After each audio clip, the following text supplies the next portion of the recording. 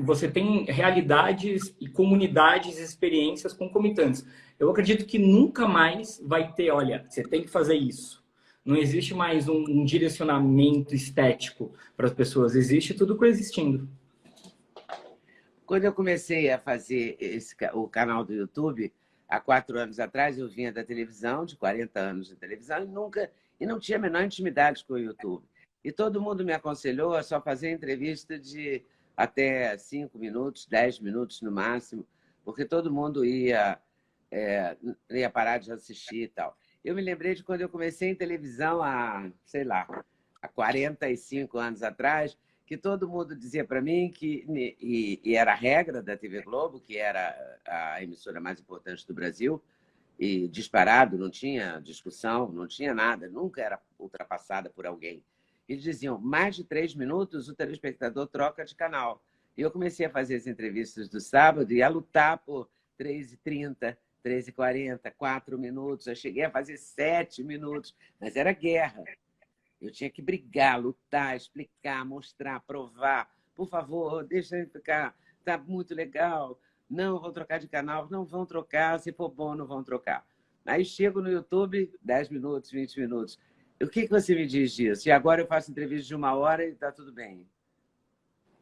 Cara, eu vim do cinema. É a mesma coisa. O filme comercial ele tem 1h30. Daí quando você vai para Bergman, esses caras têm 3 horas, né? E o que eu acredito é que o conteúdo tem que ter o tamanho que ele precisa ter.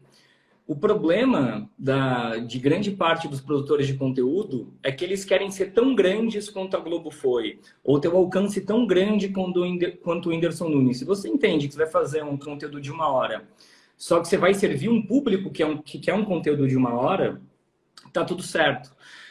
Porque daí você respeita o seu ritmo, o seu jeito de se comunicar melhor. Isso te deixa mais solto, te deixa mais autêntico, te deixa mais confortável na sua própria pele. E, na real, é isso que atrai as pessoas. É quando o produtor de conteúdo está confortável no elemento dele. E olha que eu acho um milagre no Instagram. Todo mundo tem uma própria mini emissora, onde você define as pautas, onde você define as próprias regras, onde você define com qual público você quer conversar. Então, a gente viu, né, 2020, 2021, a explosão dos podcasts. Você tinha gente fazendo podcast há 10 anos, né? O meu podcast ganhou um prêmio de podcast em 2019, só que ainda estava fora do tempo. E aí o YouTube mudou totalmente a experiência de uso, porque assim que você cai num podcast, você só começa a receber vídeo longo. Então, a gente está numa época muito curiosa de, na verdade, popularizar formatos longos, né? Só que não mata o Reels de 15 segundos. Por isso que é a mesma lógica. Nada mais vai deixar de existir. Vai ter um público específico para cada coisa. É óbvio que uma entrevista de 1 hora dificilmente vai atrair 1 milhão de pessoas assistindo, mas vai atrair as pessoas que você quer assistindo.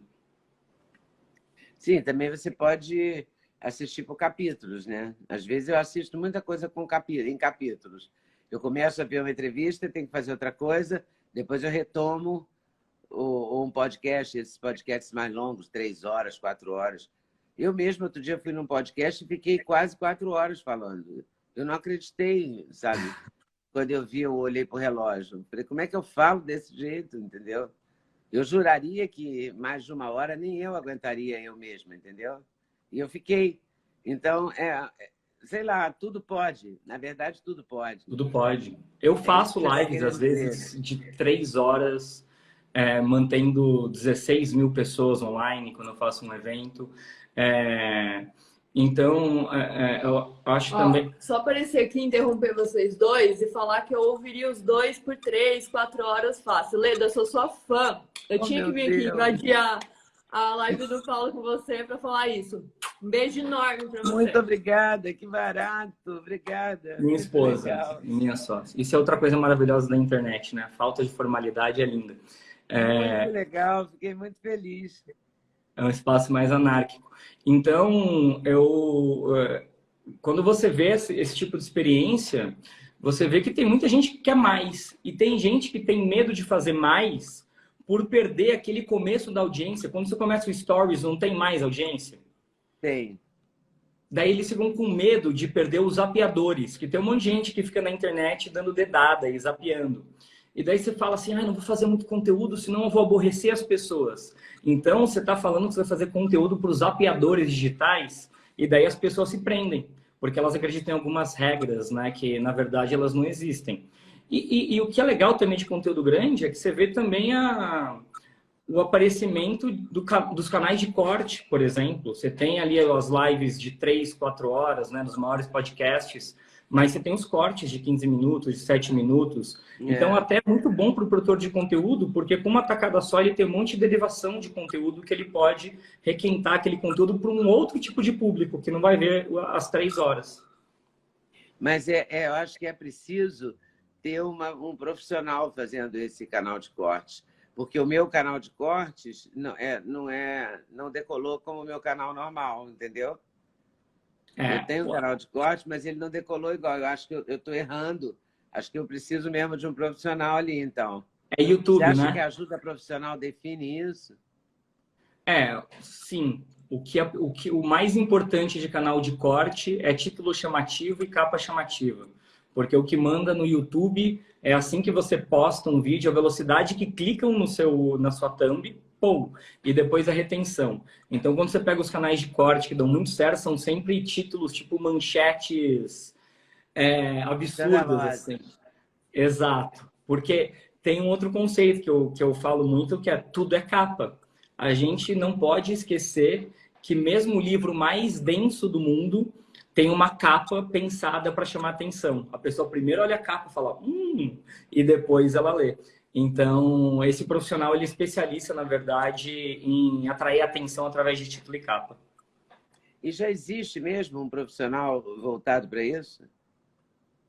Cada vez mais. Cada vez mais. Você tem a figura do social media, dos estrategistas digitais, que eram figuras mais raras, só que cada vez mais é uma nova profissão. Então, tendo cursos sobre isso, autodidata sobre isso, pessoas que entram como estagiários numa empresa e o dono daquele canal, daquele Instagram, fala, olha, você vai fazer título e thumb. E daí o cara ele vai ter que se virar e por dados ele começa a ver o que dá mais clique, o que dá menos clique e ele vai aperfeiçoando a técnica. Antigamente, eu comecei no YouTube em 2011, né? Os canais que decolaram eram os próprios YouTubers com capacidade analítica que perceberam isso. Começaram a navegar em métricas. Por que esse vídeo foi bem e esse foi mal? E daí você começava a ver nas métricas do YouTube que era a velocidade de clique. A quantidade de impressões que aparecia na home do YouTube versus o clique. Daí você começa a falar, acima de 7%, então esse vídeo sai da minha base. E daí você começa a lutar para passar de 7%. Depois, esses youtubers também, né? Eu incluso e mais uma meia dúzia, começou a ver gráfico de retenção. Onde é que a galera para de assistir?